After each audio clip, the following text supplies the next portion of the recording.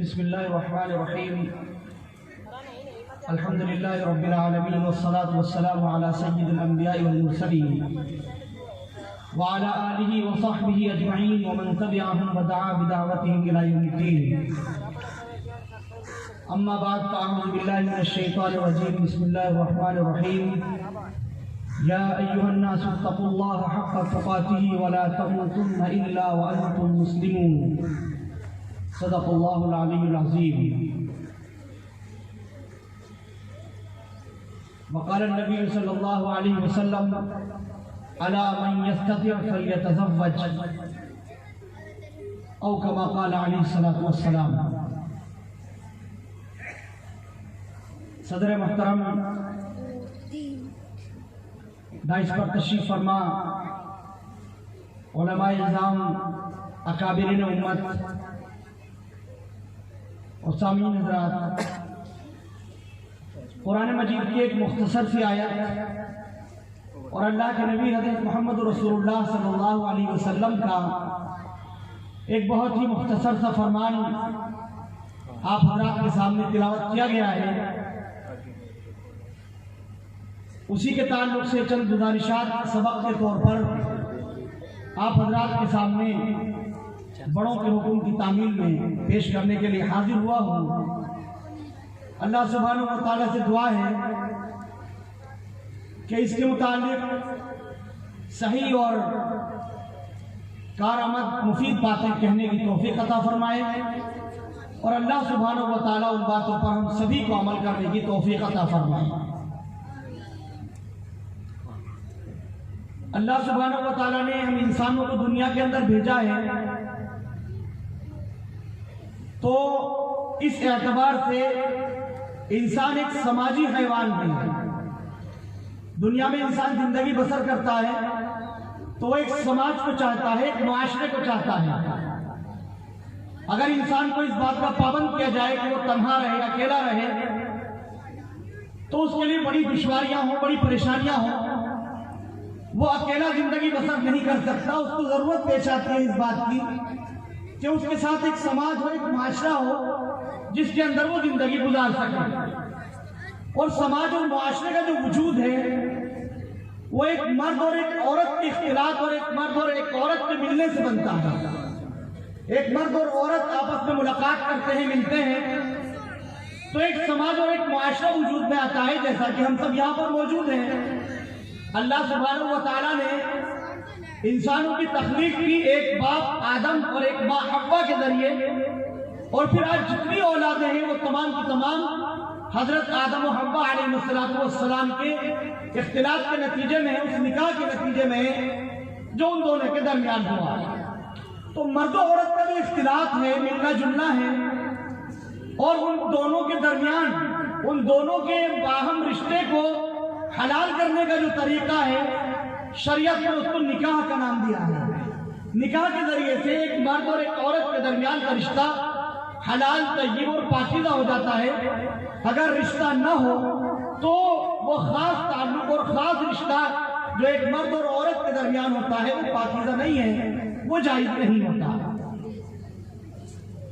یہ جو نکاح ہے جس کے واسطے سے معاشرت وجود میں آ رہی ہے، اس نکاح کے لیے اسلام نے کچھ ضابطے رکھے ہیں، کچھ اصول رکھے ہیں. ان اصولوں کو اور ان ضابطوں کو اگر ہم سمجھتے ہیں تو ہمیں یہ بات معلوم ہوتی ہے کہ اسلام نے اس کے تعلق سے ہماری بڑی اچھی رہبری کی ہے، بڑی اچھی رہنمائی کی ہے، اور ہمارے لیے ایسے رہنما خطوط متعین کیے ہیں کہ اگر ہم ان کو اختیار کرتے ہیں، ان کے مطابق چلتے ہیں، انہی کے مطابق اپنی عملی زندگی کو ڈھال لیتے ہیں، تو یہ دنیا کی بھی خیر کا ذریعہ ہے اور اخروی خیر کا بھی ہمارے لیے ذریعہ ہے. اللہ کے نبی صلی اللہ علیہ وسلم دنیا میں تشریف لائے، اور آپ صلی اللہ علیہ وسلم کی سنت سے نکاح کرنا، آپ صلی اللہ علیہ وسلم نے خود بھی نکاح کیے، آپ صلی اللہ علیہ وسلم نے اپنی بیٹیوں کے بھی نکاح کیے. آپ صلی اللہ علیہ وسلم کے موجود رہتے ہوئے صحابہ کرام کا جو سماج تھا، جو معاشرہ تھا، اس معاشرے اور اس سماج کے اندر بھی بہت سارے نکاح ہوئے. تو یقیناً وہ نکاح ہمارے لیے اسوہ ہے اور نمونہ ہے. اور ہماری اس ضرورت کو پورا کرتے ہیں جو ضرورت اللہ رب العالمین نے ہم امتیوں کی رکھی ہے۔ اس لیے ہماری یہ ذمہ داری ہے کہ ہم اپنے نکاح کے معاملات میں اس طریقے کو، اس طرز عمل کو فالو کریں جو جناب محمد رسول اللہ صلی اللہ علیہ وسلم نے ہمیں کر کے دکھایا ہے، یا آپ صلی اللہ علیہ وسلم نے اس کے متعلق ہمیں تعلیمات دی ہیں۔ اس لیے کہ بحیثیت امت مسلمہ ہماری یہ ذمہ داری بنائی گئی ہے کہ ہم اپنی زندگی کے ایک مرحلے میں حضور پاک علیہ السلام کی اتباع کریں، پیروی کریں۔ اللہ پاک نے فرمایا لَقَدْ كَانَ لَكُمْ فِي رَسُولِ اللَّهِ أُسْوَةٌ حَسَنَةٌ، کہ رسول اللہ صلی اللہ علیہ وسلم کی حیات طیبہ میں تمہارے لیے بہترین نمونہ ہے۔ زندگی میں تمہیں جہاں بھی، جس موڑ پر، جس موقع پر بھی ضرورت پڑے، یہ دیکھو کہ حضور پاک علیہ السلام نے اس موقع پر کیسے کیا ہے، کیا کیا ہے، تو وہ عمل جو حضور علیہ السلام نے کیا ہے وہ تمہارے لیے نمونہ بن جائے گا، پھر تمہیں بھی وہی کرنا ہے۔ اس لیے کہ یہ اس بات کی ضمانت اور گارنٹی ہے کہ اسی وقت میں تمہیں اپنا محبوب بناؤں گا جب کہ تم محمد رسول اللہ صلی اللہ علیہ وسلم کی اتباع اور پیروی کرو گے۔ قل ان کنتم تحبون اللہ فاتبعونی یحببکم اللہ، گارنٹی اور ضمانت اس بات پر دی گئی کہ اگر تم یہ چاہتے ہو کہ اللہ سبحانہ و تعالیٰ تمہیں اپنا محبوب بنائے، اگر تم اللہ کی رضا اور اس کی خوشنودی چاہتے ہو، تو پھر رسول اللہ صلی اللہ علیہ وسلم کی اتباع کرو اور پیروی کرو۔ بالخصوص مجھے جو آپ حضرات کی گزارشات کرنی ہے ان کا تعلق نکاح سے، اس لیے میں نے آیت بھی پڑھی اور حدیث پاک بھی آپ حضرات کے سامنے پیش کی۔ یوں تو آپ صلی اللہ علیہ وسلم کی مکمل حیات طیبہ اسوہ اور نمونہ ہے، لیکن ہمیں جو اس وقت غور کرنا ہے وہ نکاح کے تعلق سے ہے کہ نکاح کے اندر اللہ کے نبی صلی اللہ علیہ وسلم کا جو اسوہ ہے، جو نمونہ ہے، وہ ہمارے لیے رہبر بن جائے اور ہمارے لیے اس لائق اور اس قابل بن جائے کہ ہم اس کی اتباع کریں، اس کی پیروی کریں۔ اور اس کے علاوہ ہمارے نکاح کے معاملات میں جو چیزیں بھی باہر سے آ گئی ہیں، جو چیزیں بھی ہمارے یہاں داخل ہو گئی ہیں، شامل ہو گئی ہیں، ان کو ہم اپنے نکاح کی تقریبات سے خارج کر دیں، ان کو ہم نکال دیں۔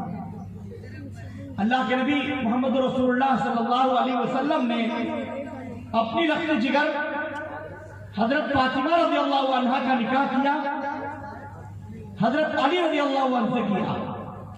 یہ دونوں وہ ذات ہیں، وہ شخصیات ہیں جو حضور پاک علیہ السلام کو سب سے زیادہ عزیز ہیں۔ آپ صلی اللہ علیہ وسلم کو سب سے زیادہ تعلق انہی دونوں شخصیات سے ہے، حضرت فاطمہ رضی اللہ عنہ سے اور حضرت علی رضی اللہ عنہ سے۔ ان کا جو نکاح بیان کیا جاتا ہے، نکاح کی جو تقریب بیان کی جاتی ہے، دراصل وہی ہمارے لیے اسوہ ہے اور وہی ہمارے لیے نمونہ ہے۔ حضرت علی رضی اللہ عنہ کی عمر نکاح کی قریب کی ہوئی کہ نکاح ہو جانا چاہیے۔ حضرت علی رضی اللہ عنہ نے نکاح کا پیغام بھیجا، اس طرح کی بھی روایات ہیں، اور خود حضور علیہ السلام نے پیشکش کی، اس طرح کی بھی بعض روایات ملتی ہیں۔ حضرت علی رضی اللہ عنہ کا نکاح حضرت فاطمہ رضی اللہ عنہ سے طے ہوا۔ اللہ کے نبی صلی اللہ علیہ وسلم نے معلوم کیا کہ اے علی، اب شادی کا موقع ہے، تمہاری شادی ہو جائے گی، گھر میں بیوی آئے گی، اس کے لیے کچھ انتظامات کیے ہیں؟ عرض کیا کہ اللہ کے نبی میرے حالات سارے احوال تو آپ کے سامنے ہیں۔ تو معلوم کیا کہ تمہارے پاس کوئی چیز ہے وہ لے کر کے آؤ۔ حضرت علی رضی اللہ عنہ ایک پرانی زرہ لے کر کے آئے اور پیش کی کہ اللہ کے نبی صلی اللہ علیہ وسلم میرے پاس کوئی زرہ ہے جو مال غنیمت سے مجھے حاصل ہوئی ہے۔ آپ صلی اللہ علیہ وسلم نے فرمایا کہ مارکیٹ میں جا کر کے اسے فروخت کر دو، اس کو بیچ آؤ۔ حضرت علی رضی اللہ عنہ اس زرہ کو فروخت کرنے کے لیے نکلتے ہیں، بیچنے کے لیے نکلتے ہیں۔ حضرت عثمان رضی اللہ عنہ کو یہ بات معلوم ہوئی کہ اللہ کے نبی صلی اللہ علیہ وسلم نے ان کو زرہ بیچنے کے لیے بھیجا ہے۔ حضرت عثمان رضی اللہ عنہ نے راستے میں روکا، معلوم کیا کہاں جا رہے ہو؟ ساری بات بتائی، سارا واقعہ بتایا کہ میں یہ زرہ فروخت کرنے کے لیے جا رہا ہوں، آپ علیہ السلام کا حکم ہے۔ حضرت علی رضی اللہ عنہ سے انہوں نے فرمایا کہ علی مجھے بیچو گے؟ کہ ہاں مجھے تو میرا مقصد تو بیچ دینا ہے، اس کو میں بیچ دوں گا، آپ کیا بیچ دوں گا؟ کہ کتنے کی ہے؟ تو انہوں نے کہا کہ آپ کے سامنے ہے، آپ ہی بتا دیجئے، آپ کو زیادہ اندازہ ہے میں وہ شرح کا، بتا دیجئے کتنے کی ہوگی۔ حضرت عثمان رضی اللہ عنہ نے اس زرہ کی قیمت کئی سو گنا زیادہ لگائی جو اس کی قیمت ہو سکتی تھی۔ حضرت علی رضی اللہ عنہ اس پیشکش کو سن کر خاموش ہو جاتے ہیں کہ نہیں اتنے کی نہیں ہے، آپ تو بہت زیادہ دام لگا رہے ہیں، اتنے کی نہیں ہے، مجھے تو کم کی فروخت کرنی ہے کہ بھائی میں تو اتنی زیادہ کا گاہک ہوں، اگر تم چاہو تو اس کو میرے ہاتھ بیچ سکتے ہو، فروخت کر سکتے ہو۔ حضرت علی رضی اللہ عنہ کے ذہن میں بھی یہ بات آئی کہ چلو اچھی قیمت میں بک رہی ہے تو بہتر ہے۔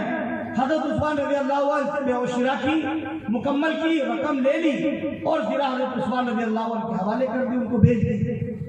حضرت عثمان رضی اللہ عنہ نے فرمایا کہ علی اب بیع و شراء مکمل ہو گئی، تم نے قیمت پا لی اور یہ زرہ پر میں نے قبضہ کر لیا، میں نے لے لی، بہتام ہو گئی، مکمل ہو گئی کہ ہاں مکمل ہو گئی۔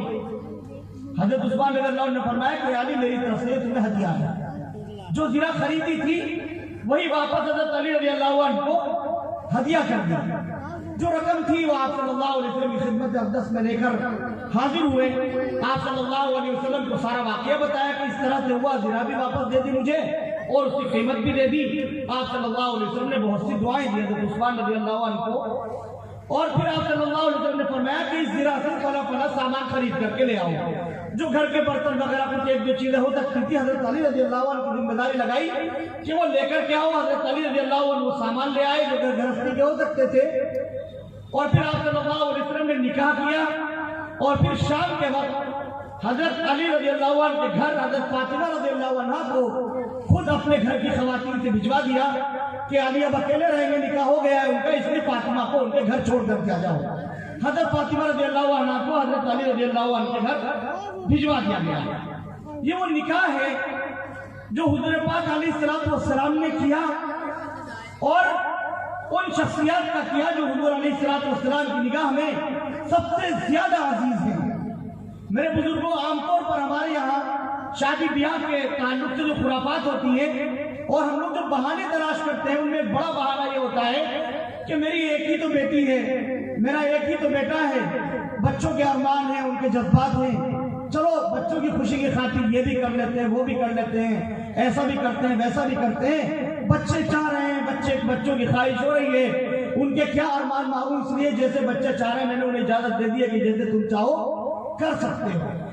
یہ کہہ کر عام طور سے ہم بہانہ تلاش کرتے ہیں، لیکن کیا اللہ کے نبی حضرت محمد رسول اللہ صلی اللہ علیہ وسلم کی نگاہ میں حضرت فاطمہ رضی اللہ عنہ کا جو مقام و مرتبہ ہے، یا حضرت علی رضی اللہ عنہ کا جو مقام و مرتبہ ہے، یا آپ علیہ السلام ان دونوں شخصیات کو جتنا عزیز رکھتے ہیں اور ان کے ارمانوں کی جتنی قدر آپ صلی اللہ علیہ وسلم کی نگاہ میں ہے، کیا ہم بھی اتنی نگاہ میں اپنی اولاد سے، اپنے بچوں کی قدر و منزلت رکھتے ہیں؟ ان کے ارمان کے لیے ہم اتنے زیادہ فکر مند ہیں؟ یقیناً نہیں ہے۔ اگر ارمان نکالنے ہوتے تو حضور پاک علیہ السلام نے ان کی شادی کے موقع پر نکالے ہوتے، اور ہمارے لیے اس اور نمونہ چھوڑا ہوتا کہ ہم جتنا چاہے خرچ کریں، جیسے چاہے شادی بیاہ کی تقریبات کو منعقد کریں، جیسے چاہے خوشیاں منائیں، اس کے اندر ہمیں آزاد چھوڑ دیا گیا ہوتا۔ لیکن اللہ کے نبی صلی اللہ علیہ وسلم کا فرمان مبارک ہے، اعظم النکاح برکتاً ایسرہ مونتاً، برکت کے لحاظ سے سب سے زیادہ اللہ کی نگاہ میں وہ نکاح معتبر ہے، اور اللہ کی نگاہ میں قابل یعنی برکتوں کے لائق اور قابل وہ نکاح ہے جس پر اخراجات کم سے کم ہو، جس میں کم سے کم خرچ کیا گیا ہو، وہ نکاح اللہ کے یہاں برکت والا ہے۔ اور ہمارا مزاج کیا ہے؟ ہم یہ سمجھتے ہیں کہ جس نکاح کی تقریب خوب دھوم دھام سے کی جائے، جس میں زیادہ سے زیادہ اخراجات ہوں، جس کے اندر خوب اسراف کیا جائے، وہ نکاح بہت اچھا ہے۔ ہم کہتے بھی ہیں، باہر نکلتے ہیں تو کہتے ہیں بھائی بڑی زبردست شادی کی ہے، بہت اچھی شادی کی ہے، اور اگر کسی بچی کے ماں باپ نہ ہو، صرف بھائی ہو، تو یہ کہتے ہیں کہ بھائی ایسی اچھی شادی کی ہے کہ بچوں کو احساس نہیں ہونے دیا کہ باپ کا سایہ سر پر نہیں ہے، ماں کا سایہ سر پر نہیں ہے۔ بھائیوں نے ایسی شادی کی ہے کہ بچوں کو احساس نہیں ہونے دیا کہ ان کے ماں نہیں ہے، ایسی زبردست شادی کی ہے۔ اللہ کے نبی صلی اللہ علیہ وسلم ہمیں تعلیم دے رہے ہیں، کم خرچ والا نکاح زیادہ برکت والا ہے، اور ہم یہ سمجھتے ہیں، اپنے عمل سے ہم یہ پیش کرتے ہیں کہ جس نکاح میں زیادہ خرچ ہے وہ نکاح زیادہ بہتر ہے، زیادہ اچھا ہے۔ اللہ کے نبی صلی اللہ علیہ وسلم کے فرمان کی کھلی مخالفت ہمارے یہاں عملی طور پر دیکھنے کو ملتی ہے، کھلی مخالفت، بالکل جو اللہ کے نبی صلی اللہ علیہ وسلم نے فرما دیا اس کے الٹا اس کو مخالفت ہم کرتے ہیں۔ شادی بیاہ کے تقریبات میں کوشش ہوتی ہے کہ جو عزت و اقربا ہے سب کو جمع کر لیا جائے، बुला लिया जाए, सबको इकट्ठा करने की कोशिश करते हैं। फला फूफा जी नाराज है, उन्हें बुला लिया जाए, फला भाई चचा का वो नाराज हो गया था, फला मौके पर उनसे बात हो गई थी, चलो अब शादी का वक्त है, चलो अब तो उनको मना लिया जाए। अगर वो शादी में नहीं बैठेंगे, अइज़ा व अक़रबा क्या कहेंगे, रिश्तेदार क्या कहेंगे, चलो उनको मना ले। उनके सबके लिए कोशिशें होती हैं, लेकिन जर्रा बराबर इस बात पर हमारी तवज्जो और ध्यान नहीं होता कि अल्लाह उसके रसूल सल्लल्लाहु अलैहि वसल्लम को भी हम मना लें। शादी ब्याह के मौके पर अल्लाह उसके रसूल सल्लल्लाहु अलैहि वसल्लम को भी हम मना लें, इस तौर पर कि इस्लामी तालीमात के मुताबिक हम अपने निकाह की तक़रीबात को मुनाफिद करें। जो इस्लाम में तालीम दी गई है निकाह की, उसके मुताबिक हम अमल करें। इसकी तरफ तवज्जो, इसकी तरफ ध्यान ही नहीं जाता हमारा, इसका हम ख्याल ही नहीं करते। न जाने कैसी कैसी रसूमात बहुत सारे हमारे उलमाए किराम ने इस सिलसिले में आप हज़रात को बताया होगा, और यकीनन उलमाए किराम से ज्यादा तो अवामुन नास वाक़िफ़ हैं क्या क्या रसूमात और क्या क्या खुराफात शादी ब्याह के मौका पर होती है, जबकि वो तमाम की तमाम चीजें ऐसी हैं जिनका ताल्लुक इस्लाम से, इस्लामी शरीयत से दूर दूर कभी नहीं है।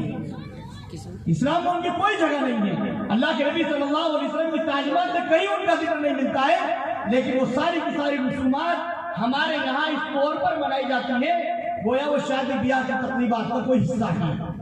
आमतौर से हमारे यहाँ शादी ब्याह की तक़रीबात जो मनाई जाती है, उससे बिरादरान वतन में भी यही पैगाम जाता है कि मुसलमानों के यहाँ शादी इसी तरह से होती है, मुसलमानों के यहाँ शादी का निज़ाम इसी तरह से। जबकि ये जो निज़ाम हमारे यहाँ आ गया है या रसूमात जो हमारे यहाँ शादी ब्याह के मौके पर हो रही है, ये सब की सब बिरादरान वतन से हम मुसलमानों के यहाँ मुंतकिल हुई है, वरना इनका हमारे यहाँ तसव्वुर नहीं है। मिसाल के तौर पर शादी ब्याह के सारे अखराजात हमारे यहाँ लड़की वालों के सर होते हैं कि सारे इंतजामात लड़की वालों को करना है, जहेज का नज़्म लड़की वाला करेगा, बाराती की अच्छी आओ भगत लड़की वाला करेगा, और पहनाई और लेन देन के सारे मामलात लड़की वाला करेगा।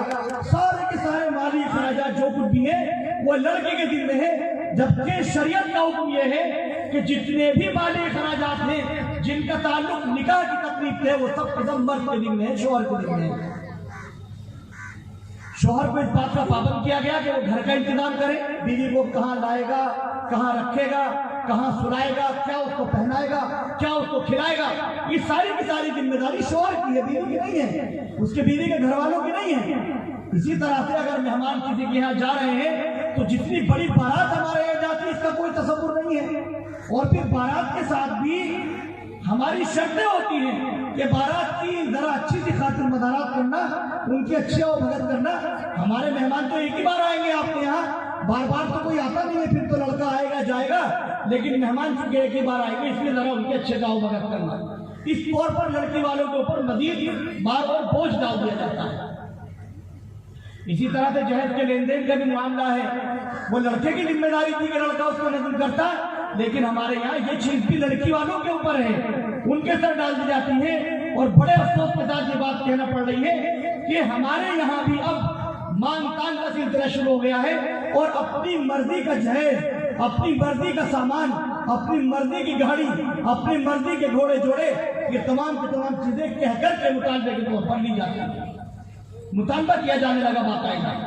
जाहिर है कि सरासर गलत है, शरीयत से इसका कोई ताल्लुक नहीं है, इस्लाम में इसके लिए कोई जगह नहीं है, लेकिन ये रसूमात हमारे यहाँ मुस्तकिल पाई जा रही है और बढ़ती चली जा रही है, बढ़ती चली जा रही है। मेरे बुजुर्गों, जरूरत इस बात की है कि आज अपने समाज से और अपने मुआशरे से इस किस्म की बेजा तमाम की तमाम रसूमात को हम फुरज करके फेंक दें और अपने निकाह की तकरीबात को इंतहाई दर्जा सादा और आसान बनाएं।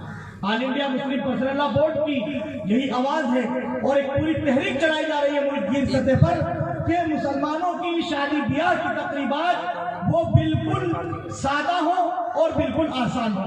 हमारे हजरत वाला दाई इस्लाम हजरत मौलाना मोहम्मद कलीम सिद्दीकी साहब दामद बरकतुहुम फरमाते हैं कि दरअसल ये जो शादी का सिस्टम है, जो शादी का निज़ाम है, इसमें शादी में शीन के जो 3 नुक्ते हैं, उन 3 नुक्तों को हटाकर इसको शादी कर दिया जाए। शादी को शादी कर दिया जाए तो ये बोझ खुद ब खुद खत्म हो जाएगा। जो शादी का जो बोझ है ये खुद ब खुद कम होता चला जाएगा अगर हम इसको सादा कर दें और इसको हम आसान बनाएं। اگر ہم نکاح کو آسان بناتے ہیں، اگر ہم نکاح کی تقریبات کو، نکاح کرانے کو آسان بناتے ہیں، تو یقیناً ہمارے معاشرے کے اندر خیر وجود آئے گی۔ اور اگر ہم نکاح کو اسی طرح سے مشکل بناتے رہے اور مشکل سے مشکل تر کرتے رہے تو معاشرے کے اندر زناکاری بڑھنا شروع ہو جائے گی۔ ظاہر ہے کہ جب مرد و عورت کی خواہشات کی تکمیل جائز طریقے پر نہیں ہوگی تو اس کے لیے وہ ناجائز طریقے اختیار کریں گے۔ اور ایسا ہوتا بھی ہے کہ وہ بچے اور بچیاں جن کی شادیاں صحیح عمر میں نہیں ہو رہی ہیں وہ پھر غلط راستے اختیار کرتے ہیں اور اس کے نتیجے میں معاشرے کے اندر بگاڑ اور فساد پیدا ہوتا ہے۔ اس میں کہیں نہ کہیں ان رسومات کا بھی دخل ہے جو ہمارے معاشرے اور ہمارے سماج کے اندر پائی جا رہی ہے۔ نہ جانے کتنی بیٹیاں، کتنی بہنیں اپنے گھروں کے اندر بیٹھی ہوئی ہیں اور وہ والدین پر بوجھ بنتی جا رہی ہیں صرف اس وجہ سے کہ ان کے والدین کے پاس اس کو دینے کے لیے اچھا اور بہترین جہیز نہیں ہے۔ جہیز کا سامان ان کے پاس نہیں ہے، اچھا اور بہترین جہیز ان گھر سے نہیں مل سکتا ہے، اس لیے کوئی اچھا اور بہتر رشتہ ان کو نہیں ملتا ہے۔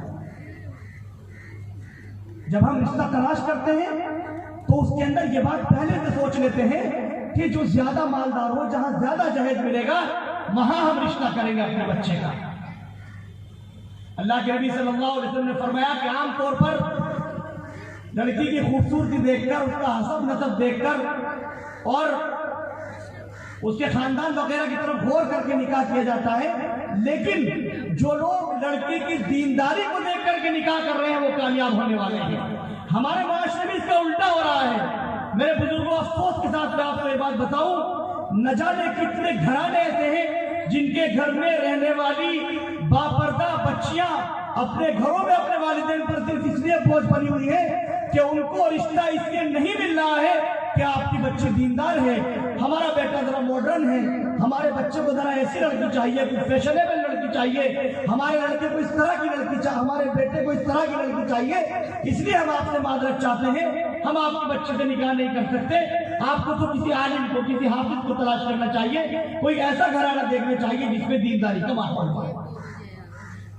بعض ناہنجار لوگ لڑکی والوں کے منہ پر دے کر کے چلے جاتے ہیں کہ آپ کا رشتہ اس لیے ہمیں منظور نہیں ہے کہ آپ کے بچے دیندار ہے یا آپ کے بچے کے داڑھی ہے، آپ کا بچہ دیندار ہے۔ ہمیں ماڈرن چاہیے۔ کیا ہم سنت نبوی کی کھلی مخالفت نہیں کر رہے ہیں؟ اللہ کے نبی صلی اللہ علیہ وسلم کی تعلیمات کی دھجیاں ہم نہیں اکھاڑ رہے ہیں؟ اپنے عمل سے ہم ان تمام چیزوں کی مخالفت کر رہے ہیں جو اللہ کے نبی صلی اللہ علیہ وسلم نے ہمیں سکھائی اور بتائی ہے، اور آپ علیہ السلام نے جو عملی نمونہ ہمارے لیے چھوڑا ہے۔ ضرورت اس بات کی ہے کہ ہم توبہ کریں اور آج کا جو ہمارا معاشرہ ہے اور جو سماج ہے اس میں جو بیجا رسومات پر قیمتی رقمیں صرف ہو رہی ہیں، خرچ ہو رہی ہیں، ان کو صحیح رخ دیا جائے اور جہاں خرچ ہو رہی ہے وہاں خرچ نہ کر کے جہاں ضرورت ہے وہاں پر وہ رقومات صرف ہو، خرچ ہو۔ دو مقامات ہمارے معاشرے میں ایسے ہیں جہاں انتہائی درجہ مال و زر کو ہم لٹا رہے ہیں اور خرچ کر رہے ہیں، ایک مکانات کی تعمیر پر اور ایک شادی بیاہ کی تقریبات پر۔ شادی بیاہ کی تقریبات پر بھی ہم خرچ کر رہے ہیں اور مکانات کی تعمیر پر بھی ہم بے جا خرچ کر رہے ہیں، جبکہ دونوں جگہ پر اس کی ضرورت نہیں ہے۔ اس لیے وہ رقومات جو یہاں پر اس طرح کی تقریبات پر صرف ہو رہی ہیں، خرچ ہو رہی ہیں، ان کو صحیح رخ دینے کی ضرورت ہے۔ نہ جانے کیسے ادارے ہم اس کے ذریعے سے قائم کر سکتے ہیں، اپنی ملت کی اور اپنی امت کی نہ جانے کیا کیا ضروریات اس رقم سے اور اس پیسے سے ہم جو ہے وہ پوری کر سکتے ہیں، جو بیجا طور پر شادی کے لیے ہال بک کرنے پر اور ہال کی ڈیکوریشن کرنے پر اور جہیز کے نام پر ہم صرف کر دیتے ہیں، خرچ کر دیتے ہیں۔ میرے بزرگوں، ضرورت اس بات کی ہے کہ ہم اپنے معاشرے کو ان تمام رسومات سے آزاد کرائیں اور اپنے معاشرے سے ان تمام رسومات کو کھرچ کر پھینک دیں، اپنے معاشرے کو خالص اسلامی معاشرہ بنائیں۔ اللہ کے نبی صلی اللہ علیہ وسلم نے جو نکاح کی تقریبات کر کے دکھائی ہیں ان کے مطابق ہم عملی طور پر پیش کریں، نمونہ پیش کریں، تاکہ سارے انسانوں تک یہ پیغام پہنچ جائے کہ اسلام نے نکاح کو آسان رکھا ہے، مسلمان اپنے نبی کے طریقے کے مطابق نکاح کرتے ہیں تو ان کے یہاں خیر ہے، ان کے یہاں بھلائی ہے۔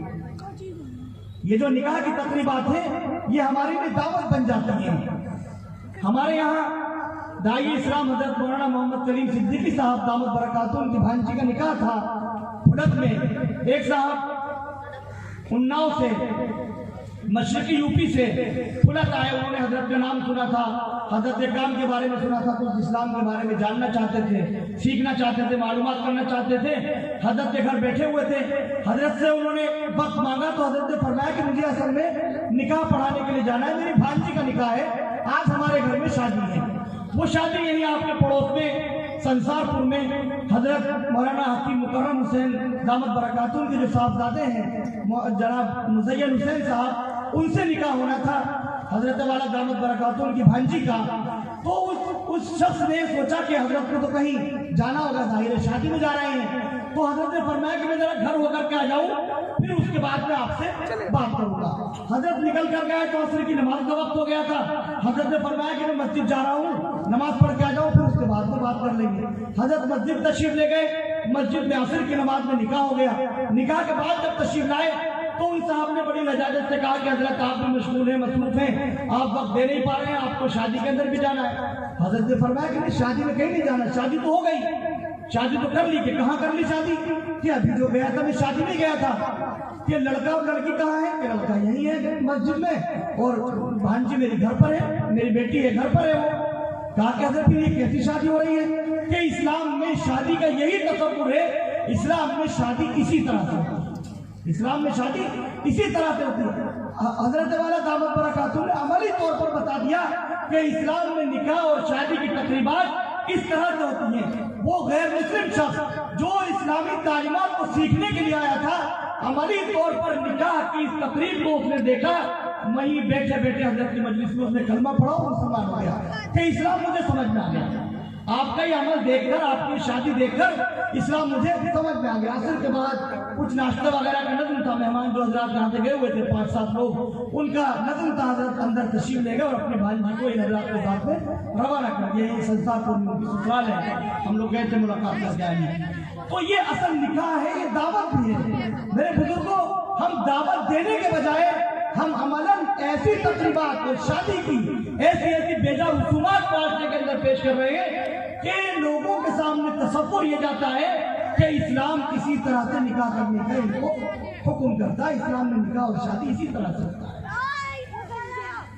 इसलिए अपने अमल से हम जाहिर करें कि इस्लामी निकाह क्या है, इस्लामी शादी क्या है। मुस्लिम पर्सनल लॉ बोर्ड की इस तहरीक से जुड़े वाबस्ता हूँ कि हर फर्द की जिम्मेदारी है, हर एक की जिम्मेदारी है कि वो निकाह को आसान करने के लिए आगे आए, आगे बढ़े, अमली नमूना पेश करें, नौजवान अमली नमूना पेश करें, माँ बाप अमली नमूना पेश करें और इस बात का ऐलान करें कि हमारे मुआशरे में न जहेज का लेन देन होगा, न बेजा रसूमात होंगी, न शादी ब्याह के लिए बड़े बड़े पिंडाल बुक किए जाएंगे और न बेपर्दगी होगी, न खड़े होकर के खाना होगा। तमाम की तमाम चीजों को हम खुरच करके फेंक देंगे और अपने निकाह और अपनी शादी ब्याह की तकरीबात को सादा करेंगे और आसान करेंगे। अल्लाह रब्बुल आलमीन हम सभी को अमल करने की तौफीक अता फरमाए। आमीन। व आखिर दावाना अल्हम्दुलिल्लाहि रब्बिल आलमीन।